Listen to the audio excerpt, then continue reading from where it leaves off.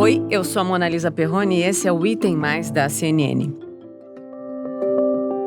O Brasil ultrapassa a triste marca dos 400 mil mortos por Covid-19. Desde a primeira morte no país, no dia 12 de março de 2020, o coronavírus foi vitimando cada vez mais pessoas num intervalo cada vez menor de tempo. Em 8 de agosto, o Brasil somava 100 mil mortes. Em 152 dias, esse número dobrou. De 200 mil para 300 mil óbitos, passaram-se apenas 76 dias. E num intervalo ainda menor, de 36 dias, mais 100 mil pessoas morreram.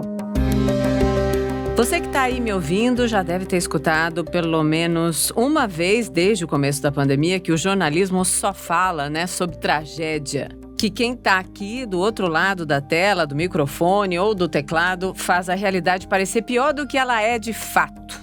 Eles dizem, desliga essa TV, muda de canal, fecha esse site. Mas e quando a tragédia dos mais de 400 mil mortos já não está mais estampada nos jornais e sim presente na casa das nossas famílias, dos nossos amigos, dos nossos vizinhos ou até mesmo dos nossos colegas? Os mortos pela Covid já não são só números nos telejornais. Eles são os rostos, sim, de pessoas que nós conhecemos ou que ouvimos falar muito sobre elas. Foi isso que um levantamento encomendado pela CNN Brasil mostrou na semana passada, que 7 em cada 10 brasileiros conhecem alguém que perdeu a vida para a doença. Assustador?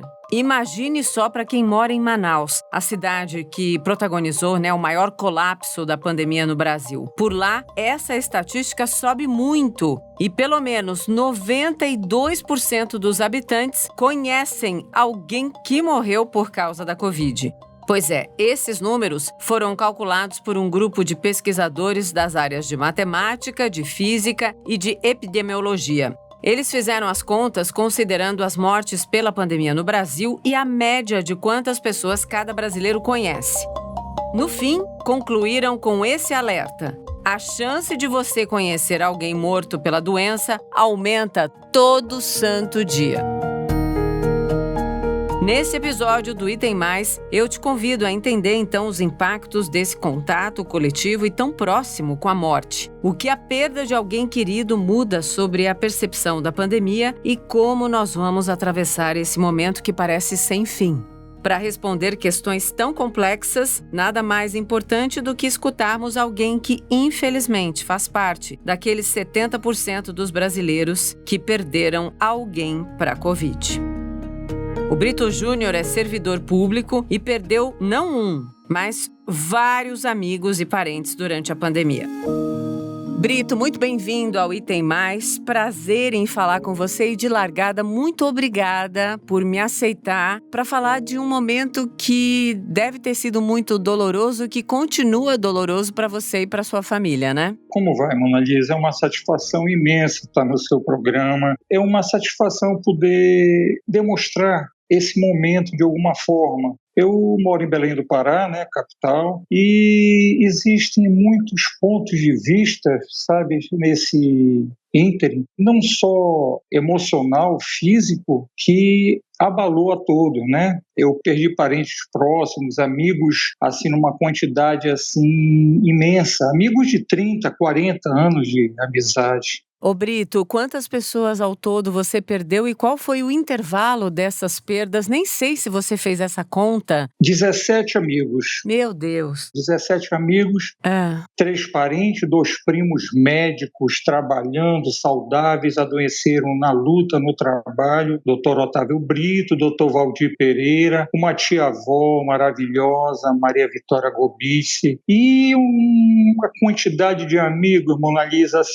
tipo 16, 17 amigos, entre eles amigos de infância, compreende? Amigos que não foram apenas aquele conhecido que você conheceu há 5, 10 anos, são pessoas que eu convivi na minha infância, e isso é uma dor muito forte. Em que intervalos essas perdas foram acontecendo? Foram ocasionalmente, aqui, inclusive, aqui no meu trabalho, eu trabalho no Estado, eu perdi 3 colegas de trabalho, que também já conheci há mais de 30 anos, Nesse esses, vamos dizer, 12 meses, vamos jogar a conta assim, foram assim parcelados em meses. Teve um mês que eu perdi 4 amigos, sabe? Coisa assim que, como se diz, só Deus explica, né? É muito dolorido aqui do outro lado tá te ouvindo sobre essas perdas, porque se a gente estivesse olhando o álbum da sua vida, de repente várias imagens teriam sido borradas, mas não por um efeito do tempo natural, porque as fotografias elas têm um tempo de validade, mas por uma tragédia que de repente assolou a história da sua vida, é isso? Perfeitamente.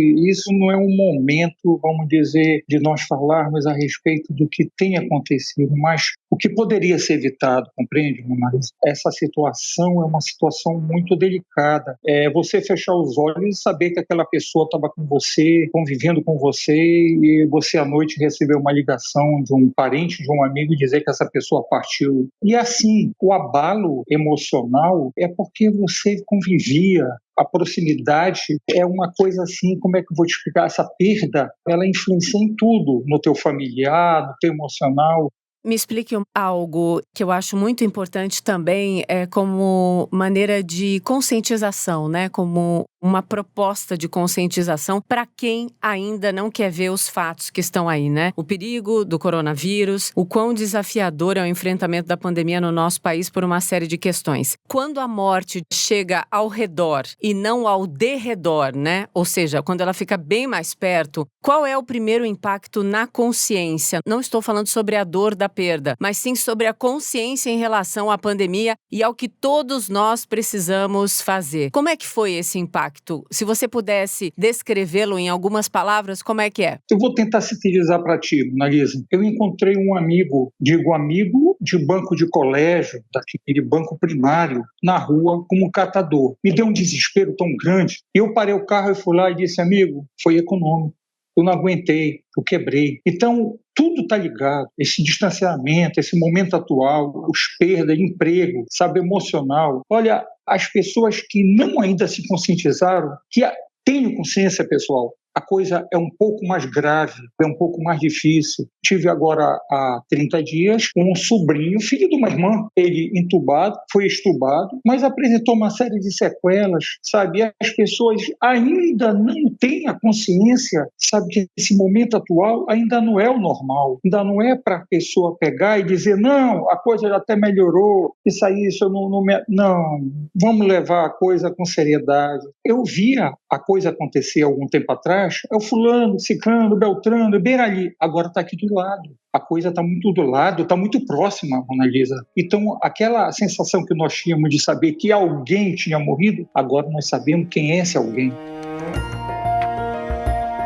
E em relação à revolta, porque grande parte dessas perdas que você viveu, pessoas, né, que moravam no seu coração, moram ainda, mas agora na lembrança, você acha que se a gente tivesse tido vacina na hora certa, ou se os brasileiros em geral tivessem recebido informações claras, fortes, das principais autoridades, de que sim, não podia sair, de que sim, não podia aglomerar, de que sim, não é uma gripezinha, de que sim, é gravíssimo, você acha que teria sido diferente? Eu quero saber, quando você olha para lá, para aquele passado recente de março do ano passado, para agora, o quão consciente você está de que a gente poderia estar numa situação absolutamente diferente quanto às perdas, quanto ao enfrentamento da pandemia no geral, Brito? Eu digo assim, positivo. O botão estava lá e podia ter sido apertado. Essa intervenção, nesse momento, poderia ter sido feita se, de alguma forma, tivesse sido levado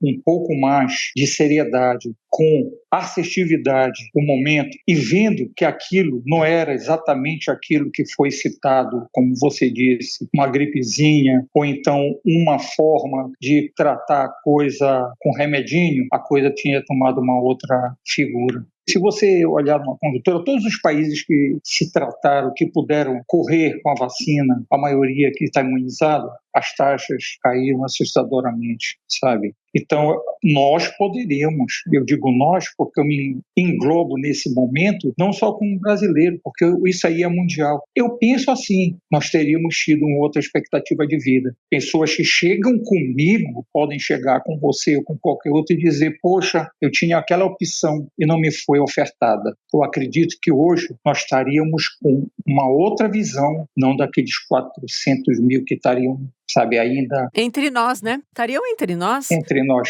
Ou se alguns morressem, não seria esse número, né? De confronto de guerra. Não, absolutamente. Isso é temeroso, isso aí é drástico. Eu abro, assisto um telejornal e quando eu vejo aqueles índices, aí eu puxo assim na memória, olha, lá naquele momento estava sendo tido a oportunidade de nós podermos tratar a coisa de outro jeito, por outro prisma, por outro ângulo. Nós poderíamos ter tido uma outra chance. Querido, para a gente já ir caminhando para o fim, o que você diria agora para quem ainda insiste em tratar tudo isso com desconsideração, com mania de conspiração de internet, dizendo que não é nada disso, que é vírus chinês, que dá para sair sim na rua, que o que importa é a empresa aberta, claro que isso importa, mas se tiver que fazer a escolha, qual é a valorização da vida hoje para o Brito com essas perdas que você viveu? 20, né, no total? Inicialmente, Mona Lisa, eu diria precaução, sabe? As mesmas medidas protetivas, higiênicas, têm que ser mantidas rigorosamente. Se é para usar máscara, use máscara. Se é para fazer a higiene do gel, do álcool, mantenham. O barulho ainda está muito feio, a coisa está aí fora, pulando viva, sabe? Eu espero que as pessoas que ainda não têm noção, que as pessoas não tenham, não absorvam, não contraiam, porque é feio ver alguém do seu, um ente querido, um amigo, um parente, é tão próprio um vizinho, você vê aquela pessoa lhe cumprimentar e no outro dia você vê uma cruz na porta mostrando que ele partiu. Levem a sério, pessoal, levem a sério, coisa ainda é grave. Ô Brito, se você estivesse aqui, se a gente não estivesse na pandemia, eu ia te abraçar agora e dizer muito obrigada. Obrigado eu. Mona Lisa, eu agradeço imensamente a oportunidade. Um beijo grande, felicidade, saúde, muita paz.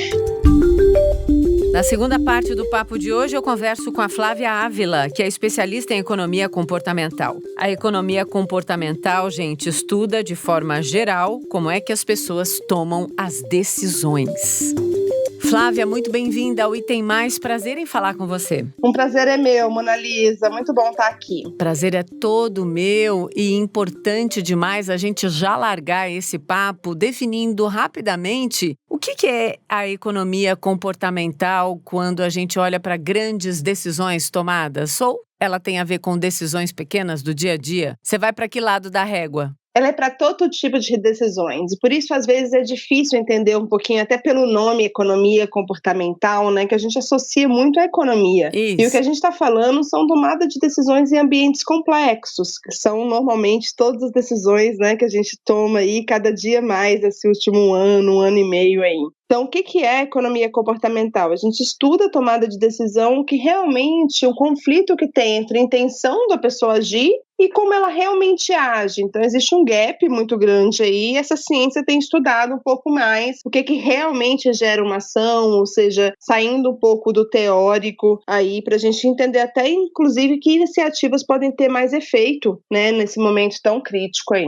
Em plena pandemia, como é que esse estudo consegue ter embasamento? Porque eu vou dar um relato pessoal, tá, Flávia? Lá no começo da pandemia, março, abril do ano passado, as minhas decisões, todas elas, estavam lastreadas por um outro parâmetro. Agora eu sou outra pessoa e eu não vivi perdas de gente próxima, né? Eu vivi o dia a dia da tragédia da pandemia e isso me impactou demais também. A gente vai ter um divisor de águas, então, dessa economia comportamental antes da pandemia e após a pandemia? Vai ter essa distinção? Sem dúvida, em relação, na verdade, aos temas estudados. Na verdade, o comportamento não é a economia comportamental em si que vai estar mudando, né? Na verdade, é a gente começar a entender esse comportamento de uma maneira bem mais complexa E aí muitas variáveis apareceram aqui que muitas vezes não eram dado luz, né, por pessoas que não estão estudando comportamento no dia a dia. Existiam algumas ilusões em relação ao comportamento, como a racionalidade, que algumas coisas realmente a gente pesava os prós e contras. E aí quando vem uma crise desse nível, desse tamanho, que é incerta, né, a gente está num momento totalmente incerto, a gente começa a ver variáveis no ambiente que a gente não via antes. Eu acho que é muito chocante mesmo a gente lidar com uma situação que era inimaginável há 1 ano e meio atrás. E as perdas que vão acontecendo, elas vão acumulando sentimentos, memórias, arquivos, que com certeza vão ficar para sempre aí, eu não tenho a menor dúvida que vão influenciar o nosso médio e curto prazo, né? Sim. Ô Flávia, acabei de conversar com uma pessoa muito especial. Então, o começo desse episódio de hoje foi com o Brito. Ele é um cara que, apesar das 20 perdas de pessoas importantes na vida dele... Caramba! A história é horrível, mas ele conseguiu vir para mim com uma palavra assertiva, com o coração aberto e entendendo quão importante é o relato dele para quem ainda insiste em negar tudo isso que está acontecendo, né? Então, eu tenho lastreado nesse depoimento dele uma dúvida. Essa mudança de percepção, ela é e será um fenômeno mais amplo e atinge todos que veem a morte pela Covid de perto, porque não é mais ao derredor, como eu disse para o Brito, é ao nosso redor, né? Quando começa a acontecer, que foi muito triste, também aconteceu comigo, eu tive uma perda mais perto, a gente não imagina quanto que muda o mindset, né? A nossa mente, ela vira assim, porque você vê não só aquela perda, como cada detalhe que você vivencia de todo o processo, né? Desde a morte, ou você não poder estar perto, você ter que, infelizmente, enterrar a pessoa e tudo que acontece ali, vai ficando marcado na nossa memória e não vai, né, sumir para sempre. E aí a gente precisa realmente essa visão positiva, né, que a gente fala tanto, claro, do futuro, mas uma visão positiva que a gente pode ter, apesar de triste, é que quando essas coisas começam a acontecer de forma mais próxima, é quando a gente para de negar, né? A gente tem uma facilidade da nossa mente de olhar o mundo procurando coisas que afirmam o que a gente acredita, que a gente até chama de viés da confirmação. Quando a gente vai olhar, então, se a gente quer sair de casa, se a gente quer fazer algumas outras coisas, poxa, não aconteceu aqui perto, não aconteceu comigo ainda, 1 ano e tanto de pandemia, então ok, eu posso fazer. E aí essa dor tão profunda que acontece quando vem perto, que é difícil de entender, ela mostra que realmente não tem escolha, né? Pode ser com qualquer pessoa perto de você, isso modifica, é muito mais poderoso para modificar comportamentos. E quanto mais pessoal que você está fazendo no podcast até de hoje, né, de contar uma história de uma pessoa real. Isso a ciência, a economia comportamental mesmo, estuda muito, que é essa ideia de vítima identificada, que é uma das coisas mais poderosas para mudar comportamento. É você contar casos reais que afetem coisas do dia a dia. Eu acho que vocês todos, né, com o papel que vocês têm difícil, né, durante toda essa pandemia, de estar retratando coisas tão tristes, ao mesmo tempo a gente está trazendo casos reais de dores e do que realmente está acontecendo, pode ajudar outras pessoas a melhorar comportamento para não sofrer o que o Brito sofreu, né? O que a gente sofreu. Então, acho que o nosso papel como comunicador também tem essa questão de, se você fala da melhor forma a mensagem e tudo mais, quem sabe a gente não evita outras mortes, né, que infelizmente estão acontecendo cada vez mais. Eu só penso nisso todas as vezes em que o microfone chega a mim, ou do podcast, ou daquele microfone de lapela que é colocado na minha roupa todas as vezes que eu apresento o jornal na CNN. Esse é meu único propósito, porque se eu não pensar nisso, eu também não conseguiria mais, porque a reação das pessoas, sempre que eu profiro a verdade, ela tá muito difícil de ser encarada, né? Difícil de ser digerida, se é que dá para digerir uma tragédia. Eu acho que não, porque o que eu recebo muitas vezes de volta é ódio, é falta de tolerância, é teoria de conspiração dizendo que você é isso, aquilo outro. Os jornalistas nunca foram tão atacados na sua premissa básica, né, que é trazer o fato. Massacrados mesmo. A posição de vocês é dificílima e também, assim, também não tem bala de prata, né, no sentido, assim, a gente nunca vivenciou isso, então como que a gente pode ajudar como sociedade? A gente também como pesquisador, né, porque, assim, o que a gente pode fazer nessa situação que seja o mais seguro possível e que também a gente está sendo massacrado, mas não tanto quanto vocês estão na linha de frente, né? Agora, uma coisa que eu acho que nessa reportagem, nesse ponto é legal, é que quando a gente fala assim, números como 0,0% das pessoas perderam sua vida para a Covid,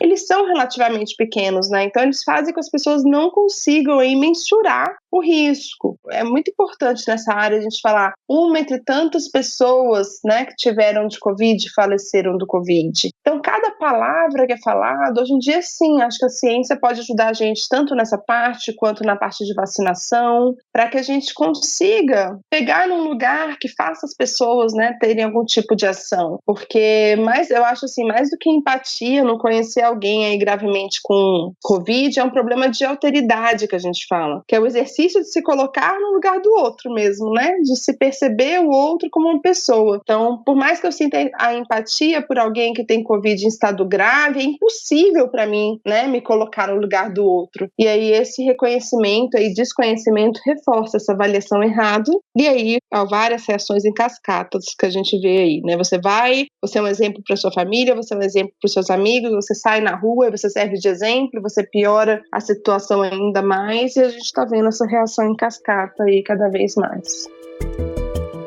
A pandemia também mudou os nossos ritos de despedida, os nossos ritos ali, por exemplo, um velório, um enterro, não é mais e dificilmente será como era antes, né? Porque os velórios não podem ser realizados, os enterros também estão bem reduzidos, o rito para o fechamento de um ciclo de vida está diferente. Isso potencializa a tal negação que a gente falava agora há pouco? Eu não diria potencializar a negação, né? Porque, na verdade, quem vivencia isso é uma coisa muito brusca, assim. Então, eu acho que as pessoas tendem a mover comportamentos. E o que eu observei, vendo um caso mais de perto, que é essa questão de você ver lá, 8 caixões juntos, poucos familiares, um vidro, né? Essas cenas que elas deveriam, na minha opinião, sabe, Mona Lisa, até serem mais noticiadas, por mais difíceis que são. Mas, assim, acho que a gente sabe muito pouco desse rito de passagem, que é um rito de passagem, se a gente pensa algum familiar nosso passando por isso, cara, com certeza, né, algo dentro da gente é muito mexido. E aí a gente evita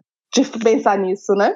Então, assim, porque se a gente sequer pensa nisso, é muito complicado. Então, como a gente está tendo excesso de informação mesmo de liderança muito dúbia em várias coisas, eu acho que a gente ainda tem realmente um espaço muito grande, infelizmente, para mostrar um pouco a realidade como ela é. Pela economia comportamental, tem uma questão também, que algumas informações a gente absorve de forma inconsciente. Então, quando alguém está dando um depoimento chorando, por mais difícil que seja, tudo, às vezes a gente, o que faz? Desliga nosso cérebro. A gente quer, lembra que eu falei o viés da confirmação? A gente quer coisas que confirmem a nossa hipótese. Então, se alguém na tela, infelizmente, começa num depoimento chorando e tudo mais, o que a gente pode fazer? Desligar.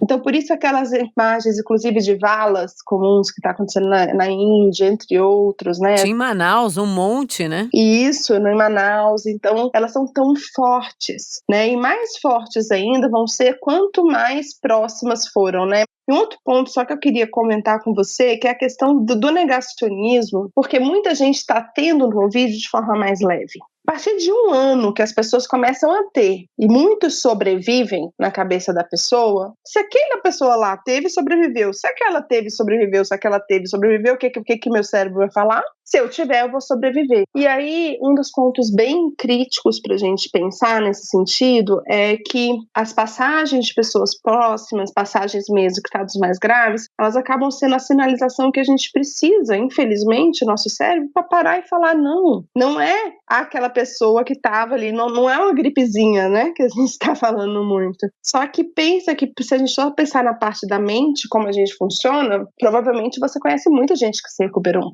Eu conheço, né? Então a ideia é, ok, se aquela pessoa que é muito mais doente que eu, não faz exercício, não faz isso, recuperou, e eu? Então a gente está lidando com um número, às vezes, um pouco contra a gente. Não sei se fica claro para você, assim. Sim, muito claro. É exatamente isso. Eu sei sei que a notícia sobre uma manifestação grave da doença, para quem não tem nada a ver com aquele primeiro grupo de risco ou com aqueles primeiros grupos de risco, né? A gente está acompanhando com uma apreensão imensa. Claro, todos os casos merecem ser noticiados e a gente tem que prestar atenção sobre tudo, mas o caso específico do Paulo Gustavo, do humorista e ator, jovem, 40 e poucos anos, saudável, que não estava por aí se aglomerando, tudo isso tá naquela questão de que a gente vê, sim, casos assim, a gente tem que trazer o acompanhamento diário com a medida certa da notícia para que isso seja replicado para tal da consciência coletiva, porque são milhares de casos assim nos hospitais. Todas as vezes em que eu tô falando sobre isso, eu digo, gente, não é mais apenas idoso, gente com comorbidade e obesos. O risco é para todos igualmente. E é realmente muito delicado. A pessoa que eu comentei que eu perdi, né, que é muito próximo, alguns dias antes ele foi jogar tênis no clube aqui. Meu Deus. Entendeu? Ele tava com febre, ele foi jogar tênis. A pessoa mais velha, tudo, mas fala assim, caramba. É claro que eu acredito, espero que tenha movido um pouco a proximidade dele, né, os amigos dele, mas teve uma perda pra isso, né? E aí a gente vai juntando. Agora o Paulo Gustavo é tão louco, né? Assim, eu acho que ele não sabe de onde ele tá, quantas mudanças ele tá causando. Exato. Porque você falou de um caso, eu me vejo nesse processo, eu vejo quantas pessoas eu tenho certeza também. Então, exatamente, assim, para, né, pensa, olha o que tá acontecendo. E a gente vai chegar, a nossa vacina vai chegar, vai demorar a chegar muito, né? A gente que trabalha aqui na IBL com os internacionais, cara, Estados Unidos, todo mundo, os consultores já vacinaram. Inglaterra também, e é uma realidade tão longe da gente, né, mano? Lisa, a gente pensar também, eu acho que estar tão longe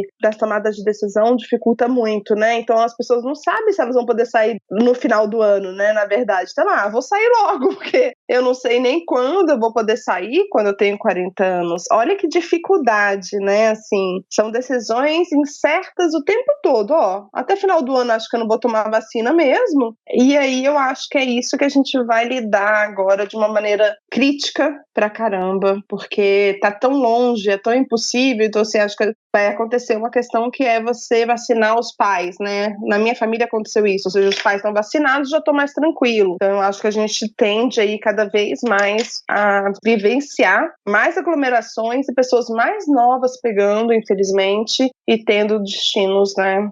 Infelizmente, que a gente não gostaria, né? Porque eles vão estar na rua. Interrompidas, histórias interrompidas que a gente ainda vai continuar aqui contando sobre elas e contabilizando. Essa contabilidade trágica, mórbida, ela é horrível de fazer todos os dias, mas ela é necessária nesse propósito, né? De deixar claro o que nós estamos passando e tentar conscientizar quem ainda só insiste em negar. Ô Flávia, amei conversar com você, amei aprender com você. Muito obrigada, Flávia. Também adorei, Maralisa, um super prazer e é isso, nessa luta conta sempre com a gente, é só acionar, estamos aqui com você. Meu Deus, é a força-tarefa da conscientização. Estamos de mãos dadas e eu digo sempre, só não estamos abraçados porque não pode tocar e aglomerar. Mas olha, vou dizer, quando eu puder voltar a tocar nas pessoas, eu vou sair por aí abraçando geral. Quero te conhecer pessoalmente e abraçar também quando for possível. Um beijo. Também vou adorar. Um beijo. Tchau, tchau. Obrigada. Continuamos na busca, né, pelo comportamento e pela consciência corretos, com a ajuda de todo mundo que não desiste de mandar a mensagem verdadeira. Amanhã tem mais papo profundo, verdadeiro e reto aqui no Item Mais. Então, Inter.